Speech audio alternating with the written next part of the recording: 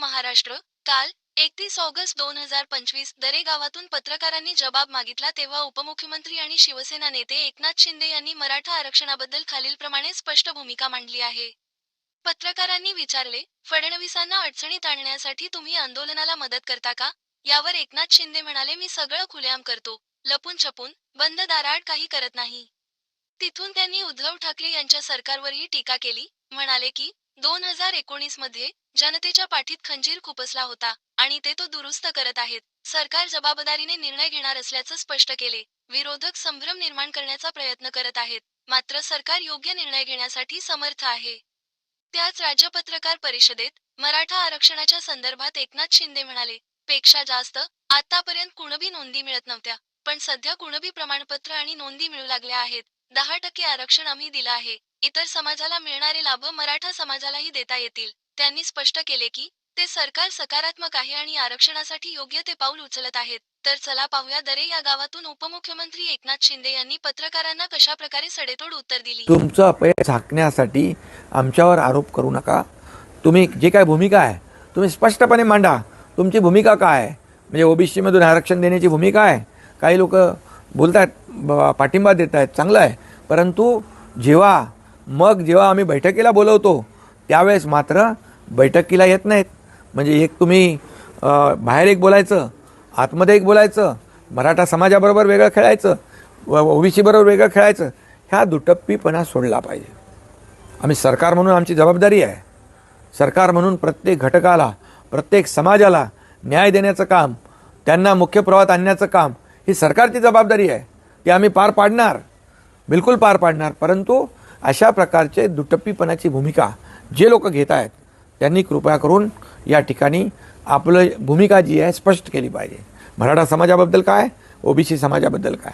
तुम्ही ज्या पद्धतीने विरोधकांवर बोलला, 13% आरक्षण सुप्रीम कोर्टात कशा पद्धतीने ते टिकवू शकले नाहीत हे सांगितलं.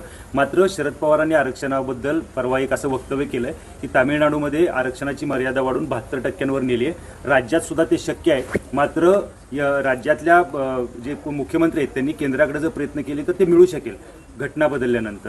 काय आपलं याच्यावर मत? शरद पवार साहेब खूप सिनियर लीडर आहेत. ते परिपक्व नेते आहेत. त्यांनी मुख्यमंत्रीपद भोगलेलं आहे. त्यांनी केंद्रामध्ये देखील केंद्रीय मंत्री म्हणून काम केलेलं आहे. मग इतक्या वर्षामध्ये त्यांनी हा विचार का नाही केला, हा माझा सवाल आहे. त्यांनी हा विचार करून तो निर्णय घ्यायला पाहिजे होता. यापूर्वी देखील सरकार कुणाची होती, काँग्रेसची होती, आपल्याला माहीत आहे. इकडेही होते, तिकडेही होते. मग आम्ही जे देतोय, आम्ही जे दिलेलं आहे त्याच्यावर आरोप करणं, टीका करणं किंवा कुणाचं तरी कोर्टामध्ये चेंडू टाकणं हे मला वाटतं योग्य होणार नाही. कारण त्यांच्याकडे पण देखील इतक्या वर्षाची राजनैतिक अनुभव आहे. आणि म्हणून माझं एवढंच म्हणणं आहे, जे काय करायचं ते या मराठा समाजाच्या किंबहुना इतर कुठल्याही समाजाच्या बाबतीमध्ये सत्ताधारी पक्ष आणि विरोधी पक्ष यांनी मिळून निर्णय घेतला पाहिजे. समाजाला न्याय दिला पाहिजे. परंतु इकडे वेगळी भूमिका, तिकडे वेगळी भूमिका असं कृपया कोणी करता कामा नये. देवेंद्रजींच्या बाबतीमध्ये कोणीतरी तुम्ही मराठा आंदोलकांना वेगळ्या पद्धतीने मदत करताय असं. खरं म्हणजे बघा, मी जे करतो ते खुलेआम करतो. मी लपून छपून काय करत नाही, बंद दाराआड काय करत नाही.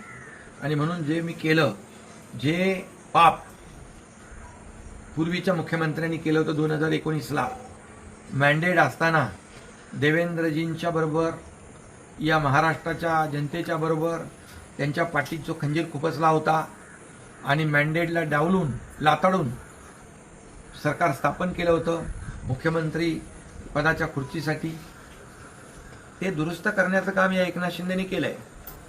आणि म्हणून 2022मध्ये या महाराष्ट्रातल्या जनतेच्या मनातलं सरकार आम्ही आणलं. आणि म्हणूनच त्यांना हे बोलण्याचा नैतिक अधिकार नाही.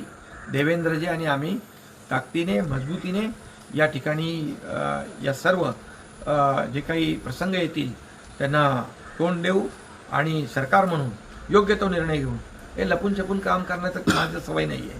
जे काय करायचं होतं मी अगदी उजेडात करतो. मनोज जरांगेंना अमित शहा भेटायला गेले नाहीत अशी एक टीका होती की याबाबत तिथं त्या दिवशी येऊन सुद्धा तिथं भेट झाली नाही. तुमच्यासोबत चर्चा पण झाली, अरे बैठक झाली. बाबा, असं हे विरोधक जे आहेत ते विरोधक अशा प्रकारचे संभ्रम पसरवून या ठिकाणी समाजामध्ये तेढ निर्माण करण्याचा प्रयत्न करतायत. अरे विषय काय आहे? आता जे काही विषय आहेत ते राज्य सरकारशी निगडीत आहेत आणि राज्य सरकार या ठिकाणी समर्थ आहे. त्यामुळे ते आले होते गणपती दर्शनाला आणि हे त्यांच्याशी तिकडे लिंक करणं, जोडणं, हे असं विरोधी पक्षाचं जे काही चाललेलं आहे. मी म्हणूनच मी मगाशी आपल्याला सांगितलं, जी भूमिका घ्या ती आत एक बाहेर एक अशी नको, जी आहे ती स्पष्ट आणि सडेतोड घ्या. आम्ही जी भूमिका घेतो स्पष्ट भूमिका घेतो.